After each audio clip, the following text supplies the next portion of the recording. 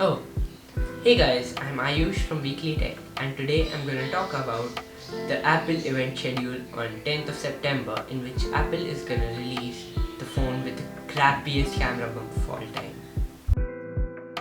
So in the flagship arena, Apple's gonna unveil the successors of iPhone XS and iPhone XS Max, which are gonna be iPhone 11 and 11 Max, with the display sizes of 5.8 and 6.5 inches. And in the budget arena, Apple's gonna release the successor of the iPhone XR, which is the iPhone 11R.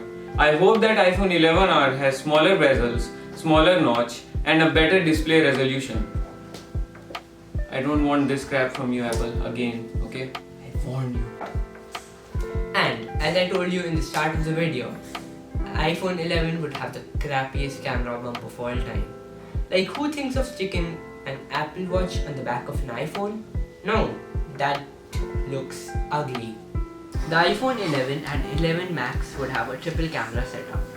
A normal wide-angle camera, a ultra-wide camera, and a 2x telephoto zoom lens. I wish they could have added a 5x zoom camera, but no, Apple doesn't. The iPhone 11R would have a dual camera setup with a normal wide-angle lens and a 2x telephoto zoom lens. It won't have an ultra-wide camera. And it's gonna be even better with the update of iOS 13 software, in which you can edit the video in the stock photo app and you will have more manual controls over your images with the stock camera app. iPhone 11 would also have a low light mode in its native camera app. Just like other manufacturers like Samsung, Google and Huawei, you can now shoot low light photos in your iPhone. Just think about it, iPhones would have a notch.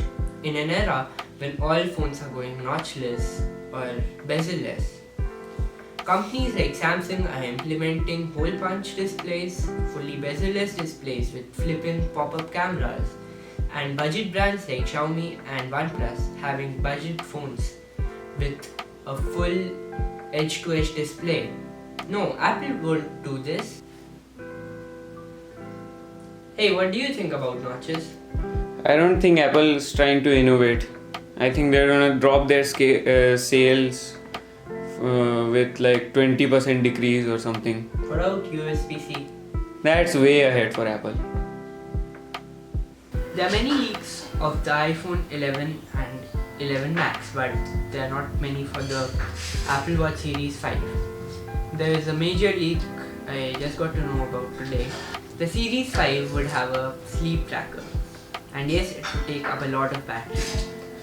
More than 35% of the battery would be used for sleep tracking. I think it would be better to have two Apple Watches, one for sleep tracking and one for your normal activity. But many people won't be fortunate enough to have two Apple Watches. The last Apple TV was launched over 2 years ago, and this year Apple TV would have a successor. It would have a A12 chip and many more things. Apple would also be introducing a streaming service to become a direct competitor of Netflix. There would be many films and shows exclusive for that streaming service. The leaks and renders would be true to trust, like last year. Especially Vinci, he has awesome leaks about iPhones and stuff. So, should you be excited about the event and the products Apple would be launching? Half of me says yes, half of me says no, because everything is leaked and I'm not excited about the square camera bump. And yes, I think Apple might be releasing the reverse wireless charging, which was previously in Note 10 and S10, and they would say a revolution That has never been done before. But one thing for sure, Apple's A13 chip will be the fastest in the smartphone market. I think doing such silly things like not removing the notch and having a square camera bump, Apple won't even increase their sales by a bit. I think the iPhone 11 series would be a bigger failure than the XR last year. So that's it for today, guys. We hope you like this video. Please consider subscribing this channel. It really helps out. Next video will be an even more special video. Thanks for watching. क्या था वो? thing